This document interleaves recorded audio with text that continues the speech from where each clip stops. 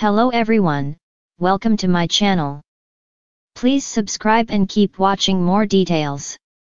90 Day Fiancé, Kara licks Darcey SB00B not once, but twice. 90 Day Fiancé, Happily Ever After's tell-all has officially gone off the rails. Things got really wild when Kara was caught licking Darcey's bust. Not once but twice.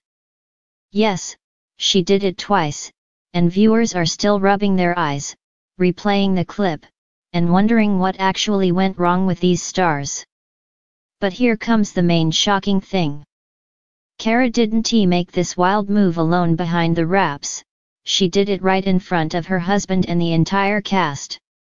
She wasn't hesitating while Darcey evidently enjoyed the moment. Is this true? What is this all about? Why did she do this? Keep on reading to learn more about this controversy because the tea is really hot. After having an explosive tell-all and screaming at the top of their lungs, the 90 Day Fiancé cast decided to have a fun moment. Some of them gathered in a room and chose to play Truth or Dare. However, this wasn't any other Truth or Dare game as it crossed every limit, and viewers are still picking up their dropped jaws. Apparently, Matt was asked to suck Jasmine's toes, and the latter was the happiest person alive. In an exclusive clip by Extra TV, Bronny's gathered all his life's courage to touch Pineda's toe and ran straight away to the washroom to wash his mouth. Well, this got worse when Jasmine didn't agree to wash her feet before this stunt and even claimed that she walked barefoot in the bathroom. 90 Day Fiancé star Darcey Silva decided to choose Dare, and viewers weren't really surprised by her choice. But Jasmine Pineda had something wild in her mind. She dragged Kara into the game and asked Darcey to let Kara suck her nipples. Yes, she actually said that, and the entire cast wasn't able to believe their eyes at all. What about Kara? Well, she didn't even know how to react as she was casually eating a sandwich when she was suddenly forced to lick someone's bust. However, it seemed that Kara didn't mind it much, as she comfortably handed over her sandwich to Jasmine and marched towards Darcey, who was waiting for her with open arms and an open bust. However, Kara made it clear that she would only lick Silva's boob and not her nipple. Kara went straight to Darcey, closed her eyes, and did the job. Just when she thought the agony was over, Julia screamed that she didn't see it. She practically begged Kara to do it once again, exclusively for her. Again, the latter decided to give best friend goals to the world, and just for Julia, did it again. Yes, she did it twice. While viewers were expecting Kara to do the exact same thing that Matt did after sucking Jasmine's toe, she casually went back and resumed eating her sandwich. This made fans not only squirm in their seats but also wonder whether it was actually Kara's first time or not. What do you think? Do let us know in the comments section. Keep coming back to for more updates. No one expected the girls' trip to Miami to become the season's most talked about disaster, but on 90 Day Fiancé, drama has a way of erupting the moment the cameras start rolling. And on this particular humid night, with neon lights reflecting off the beachside bar's glossy windows, Kara Bass and Darcey Silva inadvertently created a moment that would be replayed, remixed, and memed across the internet before sunrise. The cast had gathered for what producers called a casual bonding night, which everyone knew was code for give us a meltdown.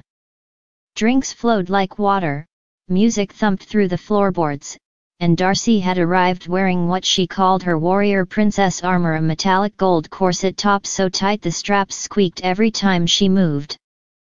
Kara, meanwhile, was in high spirits. She'd flown in after a grueling work week, determined to let loose and to be fun Kara again, as she kept announcing to anyone within earshot. Producers loved it. They hovered close, mics angled, waiting for impact. And impact arrived. It started when the group gathered for a toast. Darcey stood on the circular sectional in the VIP area, swaying slightly in her towering heels, holding her martini like it was the Olympic torch. To love, Darcey declared. To transformation, queens, manifesting, power. Her heel slipped. Not enough to make her fall, but just enough to jolt her body forward. The strap of her gold corset popped loose. Just one strap, but it was enough to send Darcey into a full spiral. Oh my God! Am I exposed? She shrieked. No, no, you're fine, hang on, Kara said, leaping forward like a stage tech about to save a Broadway malfunction. And then, in one swift movement, the moment destined for internet immortality occurred. Kara lunged to grab the loose strap with her teeth. Her teeth. She claimed later she was trying to hold it in place because both her hands were full, a drink in one and her clutch in the other. But the cameras caught the moment with brutal clarity. Kara, bent forward, mouth clamped around the strap of Darcey's bustier, while Darcey shrieked and flailed like a startled flamingo. Kara! What are you doing? Darcey screamed, spinning in circles as Kara attempted to follow the strap with her mouth to keep it aligned. The VIP table erupted. Chantel dropped her drink. Yara's jaw hit the floor. Veronica covered her mouth, eyes bulging in disbelief.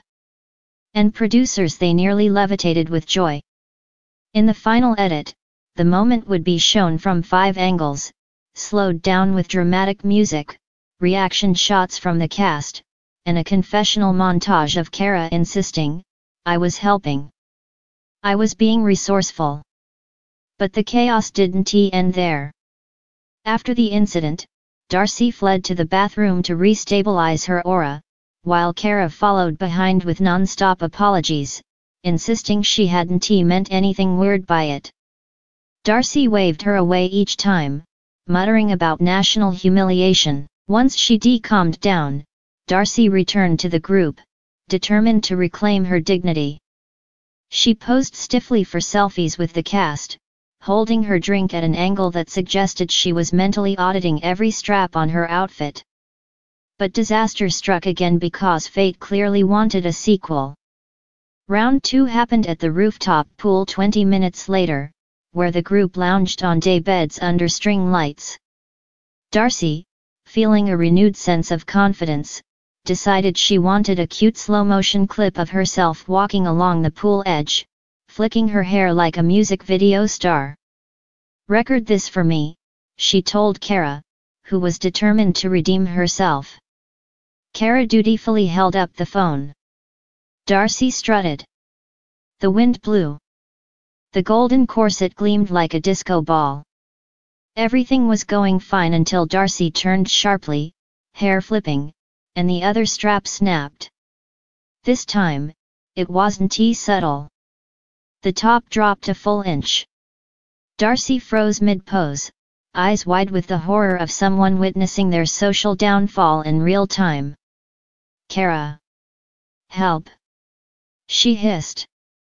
And Kara, determined to be useful, panicked, and absolutely not learning from the first incident, sprang forward once more.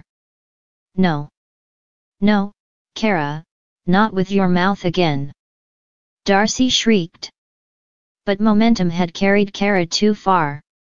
She tripped on the lounge chair cushion, fell forward, and like some bizarre slow-motion destiny, the edge of Darcey's loose top ended up briefly in Kara's mouth again as she crashed into her. "Why?" Darcey wailed. "Why does this keep happening?" Kara sat on the ground, palms up, pleading with the universe. "I'm trying to help, I swear." It was too late. The cast howled. The crew howled. Even the bartender 2 floors down apparently heard the commotion and shook his head like this was all perfectly predictable behavior for them. The scene instantly became the most replayed moment on TLC's internal monitors.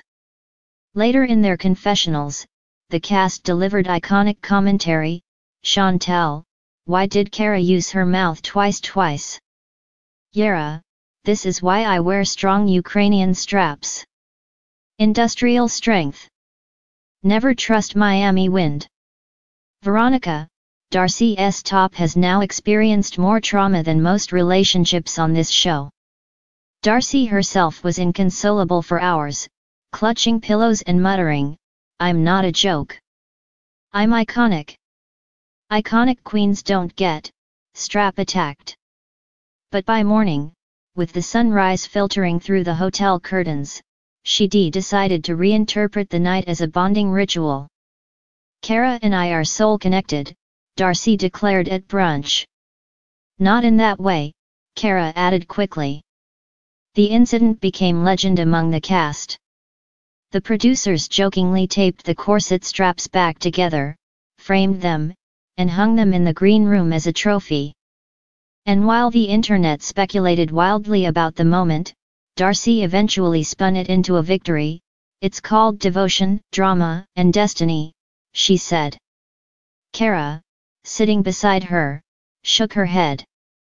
"It's called clumsiness," but one thing was clear, no one would ever forget the night Cara assisted Darcey's wardrobe malfunction. Not once, but twice.